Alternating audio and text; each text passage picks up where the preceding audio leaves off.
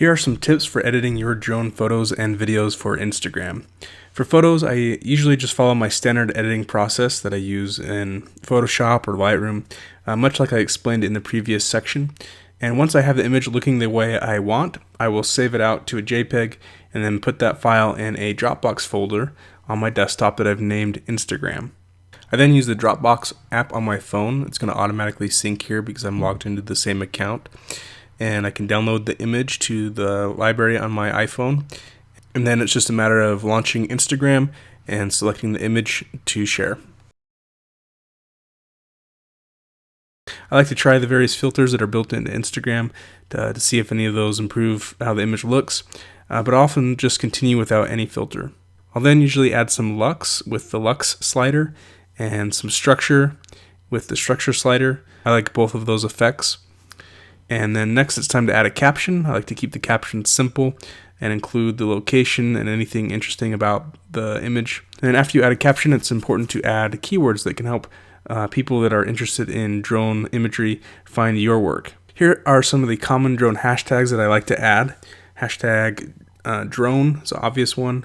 Hashtag DJI, DJI creator, Phantom, Inspire One, or the name of the manufacturer of your drone. You could add that as a hashtag.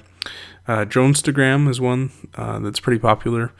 Aerial photography, aerial video, anything that relates to the image and aerial photography will help get your work on Instagram seen by more people. Another tip is to follow other accounts on Instagram that you find interesting, including those that are posting aerial imagery. And if you participate in the community and like their photos and leave comments, you'll find that those people will in turn like and follow and comment on your images. As far as video goes, Instagram currently limits video length to 15 seconds.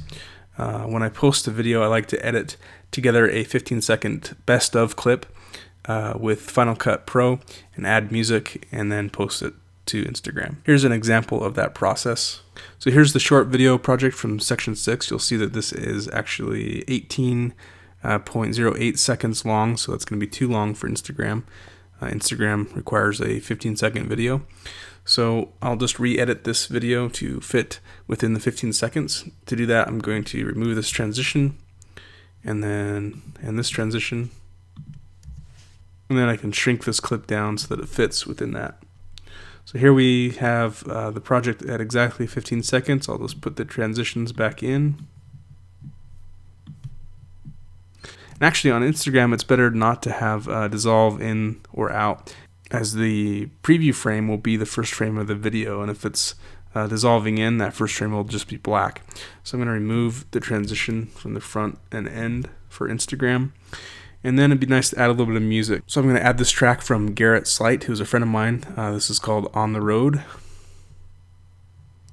I'm just going to trim off. There's a little bit of silence at the beginning of the track that I'm going to trim off.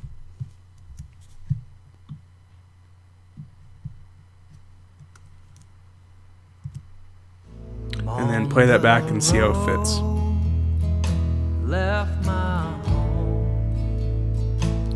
So that works nicely. I'm going to trim this and then fade out the music. And that should do it. So now we have a nice little track. So now we have a nice little 15-second video, perfect for Instagram. I'm going to export that with the file share feature and share it as a master file. When you export out of Final Cut Pro as a master file, the file is a ProRes 422 file, which can be fairly large. And it's really too big of a file to upload to Instagram. So what I'm going to do is use a free program called Handbrake to compress that file and make it perfect for sharing on Instagram. And so I'm going to open up Handbrake and then select that fullres.mov file. You can see it's 921 megabytes, which is almost a gigabyte, pretty big. And then open that.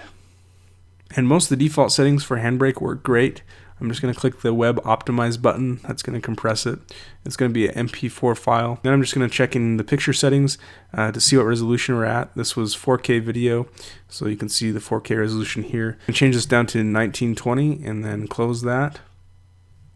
Then you just need to choose a location. I'm going to put it in my Instagram Dropbox folder. This is the Instagram Dropbox folder that I use for transferring to my phone.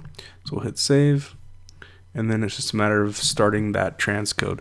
So that's going to compress down that almost 1 gigabyte file, and that completes. We'll see how large the final video is.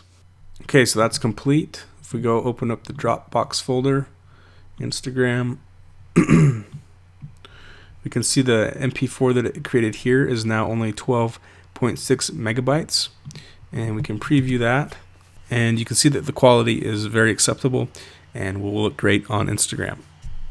So that's now my Dropbox folder, and I'm going to move over to the phone. On my phone I can open the Dropbox app just like before. There's the video, the swanvalley.mp4 that I made and put in the Dropbox before. Then I'm going to just download this to the phone's photo library. Save video. Once that's saved, I can open up Instagram and browse my phone's image folder, and there is the video. You can make the video full size or crop off the edges. I like it to be full sized. And then you hit next. You can apply filters to videos here as well. I usually don't, but that is an option if you want. And again, I'm just going to put in a simple caption, and then I'll add some hashtags. Hashtag aerial photography, hashtag aerial. That's all there is to it. You go ahead and share the video. That's going to take a little bit to upload, and that's it. So that's a look at editing photos and videos for Instagram. Hope you enjoyed this lesson. We'll see you in the next video.